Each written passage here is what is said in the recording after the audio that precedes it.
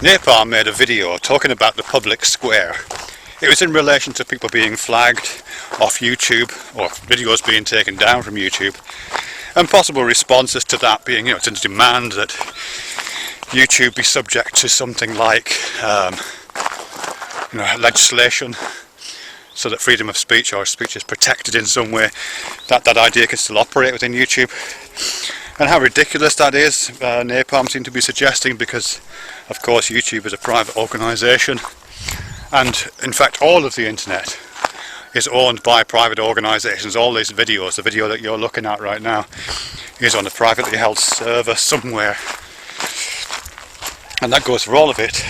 So there is no public square, there is no equivalent to the path that I'm walking down now, and anybody can walk down. There's no equivalent to the parks or the common land that we walk in.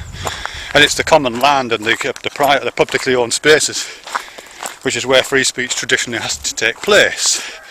You can't, there can't be a freedom of the press even on YouTube, because YouTube doesn't seem to be subject to. Sorry, my dog's gone missing. Phoebe, come on!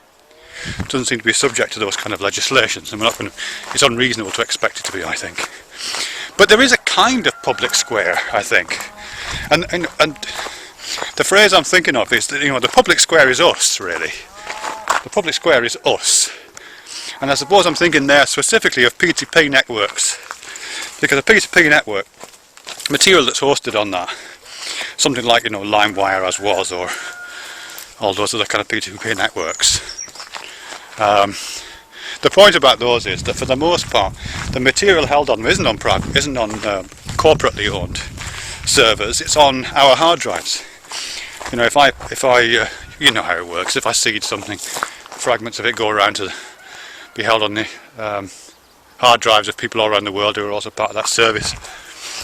The public square is us at that point. And yeah, P2P networks have got a really bad reputation, of course. They're associated with pirated copies of movies and music. They're a bit of a pain in the arse to use in some cases. You're never quite sure what you're getting. Those are undoubtedly problems. But those are transitory problems. We could get past that. And I'm really reminded of how the MP3 distribution system used to work. Many years ago when MP3s first started coming out, the only place you could get MP3s from was Napster or something like it.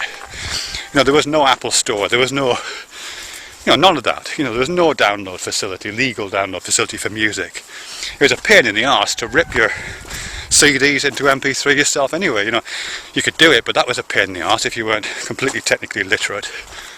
So as I say, the only place you could get an MP3 from was an illegal download site, which meant that just the idea of the MP3 itself had this kind of tinge of illegality about it.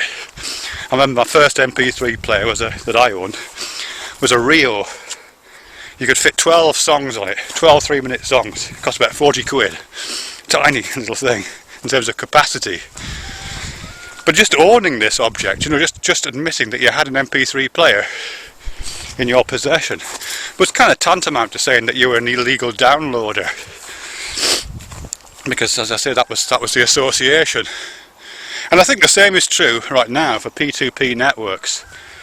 If you've got LimeWire, but if you've got torrent on your uTorrent or something like that on your computer, it is tantamount to saying that I download The World's End at the weekend. I watch illegal films. But we've got to get past that. We really do. And I think there is moves to do that. I've been looking at a company called SpaceMonkey in the States, which is beginning to make what appears to be a more user-friendly way of creating a network of hard drives. You buy a 1 terabyte hard drive, it sits next to your computer, you don't need to do anything with it, you just put your stuff on there and it automatically encrypts it and uploads it around the network. Something like that is could be a basis for a distributed public square. We need to find ways to run software on top of that, and presumably some way of keeping it legit. But yeah, the public square is us, really. I'm just going to keep saying that. We are the distributed public square. And as long as we keep saying it has to be YouTube that does it, or something like it, then we're on hiding to nothing really.